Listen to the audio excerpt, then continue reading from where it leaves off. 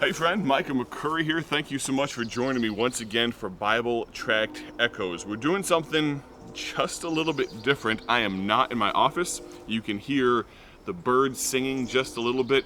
It's a little warm for the long sleeves I've got on today, so I'm going to unbutton those and roll them up just a bit here, because we're going to be going for about 15 minutes. I appreciate you joining me today on Bible Tract Echoes. I'm the host of this program and the director of Bible Tracts Incorporated. But what I also am is a full-time evangelist. What that means is I'm an itinerant preacher. I travel hither and yon, East Coast, West Coast, Midwest, across oceans sometimes as well, preaching the glorious gospel of Jesus Christ. But in doing so, I enjoy taking my family with me on these travels. Personally, I don't think I could be the dad that I need to be, the husband that I should be, if I'm gone 48 weekends out of the year, sometimes even 48 weeks with camps and conferences and missions conferences and all these things. And so our family travels together a lot. Now, behind the camera, I've got to do a quick introduction here. We've got Mr. Weston. He's one of the newest team members here at Bible Tracts Incorporated. So if I refer to Weston, that's who I'm talking to.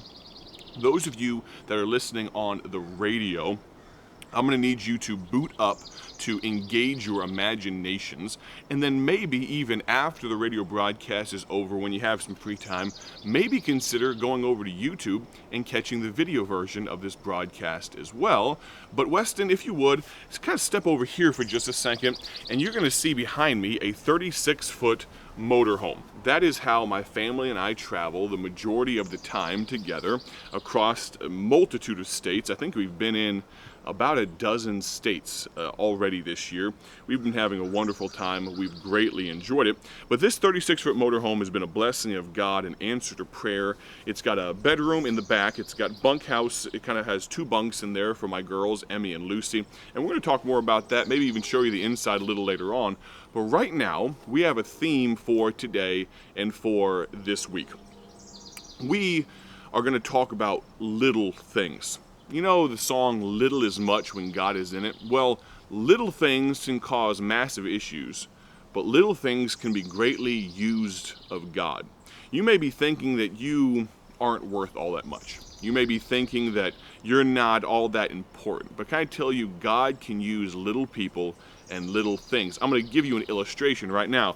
I'm standing on the front side of our motorhome right now, and I'm going to open up the engine compartment here and kind of show you inside. There's something that I want to show you here. There we go. Now, Mr. Weston, can we bring that? Actually, I'm going to hold that camera for a second, all right? Bring it right in here. There we go. All right, hopefully those of you listening online, you can hear me right now as I point this camera and microphone at a little battery that's in there. But inside there's a little, what's called an electric shutoff. There is a little bar of metal that engages across from the positive to the neutral, and it can be flipped up and down. And that little bar is there for a very specific purpose. Now, we're kind of in tight confines. We got wind rustling and all that stuff, so we're going to kind of move back out here. So we have this electric shutoff. Now, why would you want to shut off the electric? Why would that make sense? Well, for a long while, we were having issues with a slow drain happening on the battery. And it only cropped up, or I should say made itself apparent, when we left the RV sitting for more than a couple of days, I should say. If we left it for 2 days, no issue. But if we got to 3 or 4 or 5 days, sometimes we could have some issues with the engine not starting. We'd be ready to take off on a trip. Everything would be packed up. The fuel tank's ready. The waste tanks are empty. The tow dolly is on. Our car is there. Everything's hooked up. We're ready to go. And I'd go to turn the key in the ignition, and nothing would happen. That's a bad day. You know what we have to do? We have to get out the jump starter. We have to get out the charger. Have to hook it up. Sometimes the battery would be so dead it took a long while to get it started again. That's a bad day. These little things. I mean, we're only talking a few volts here, but it would cause problems. Now, I'm going to grab my Bible. I'm going to come right back, and we're going to talk about how little things can make a massive difference. Stay with me for just a few more moments. So I've got my Bible here. We're going to turn to the book of Leviticus, chapter number 26. You say, I don't know if you've ever preached from Leviticus before. Well, I have. I just don't know if I've done it on the radio before. But we're in the book of Leviticus, chapter number 26 and verse number 8. The Bible says this, "And 5 of you shall chase 100, and 100 of you shall put 10,000 to flight, and your enemies shall fall before you by the sword." Of course, this is God's man talking to the people of Israel here. This is Moses speaking to the people of Israel, and he's telling them about how blessed they will be, of course, if they follow God's commandments. But notice that 5, they're promised, will chase 100, and 100 will put 10,000 to flight. That sounds pretty amazing. Are there any occasions in Scripture of little things or little people making a big impact for the cause of God? You're absolutely right, there are. I can give you multiple examples. I'm going to give you one right now. Go to the book of John, chapter 6 and verse number 5. The book of John, chapter 6 and verse number 5, the Bible says this. We're going to talk about a little snack. Just a little snack. John chapter 6. It would help if the preacher could find his way there as well.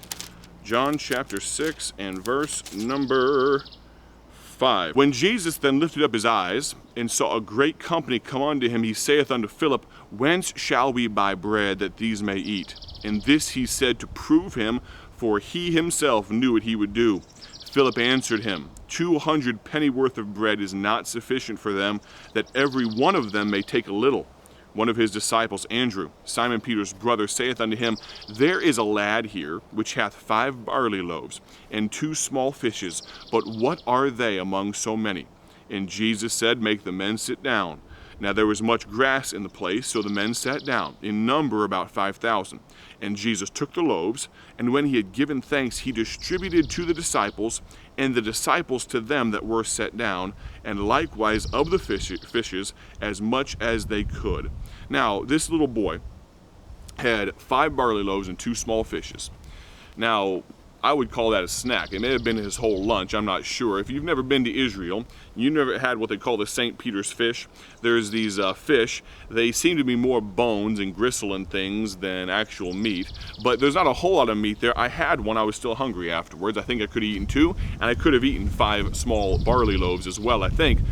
But this little boy had his little snack and made a massive impact just because he offered it to the Lord. You see, that little snack in God's hands makes a big difference. You know, that little bar of metal, when flipped up, keeps the electricity from flowing through to the battery. I could turn the ignition all day long. I could have a fully charged battery, a completely and fully functioning engine.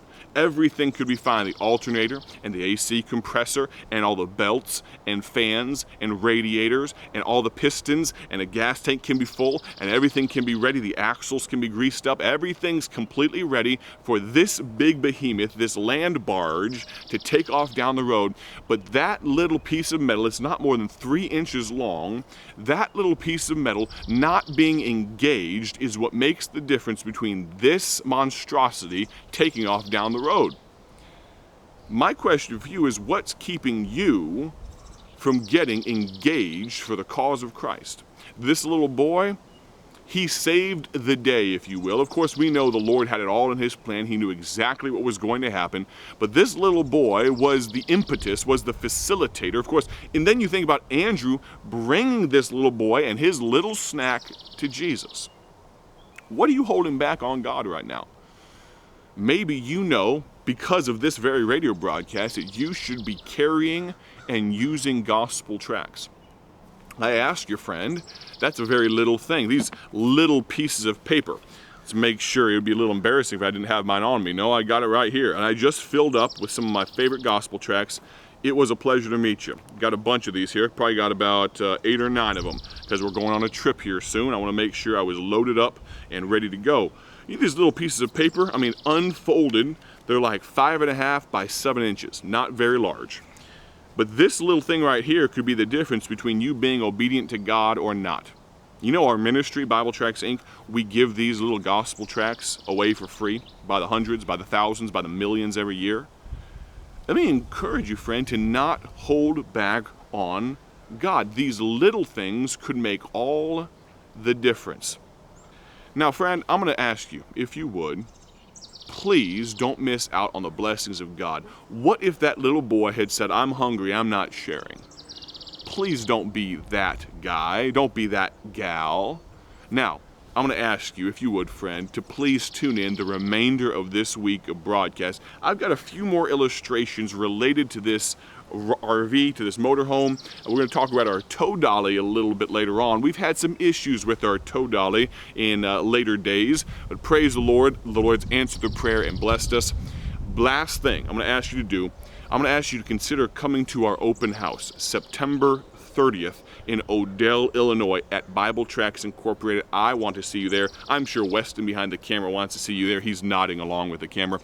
We want to see you there September 30th. I would love for you to join me in Odell, Illinois. If you need to order some gospel tracts, go to BibleTractsInc.org. That's our website, BibleTractsInc.org today. Thank you so much for joining me here on Bible Tract Echoes.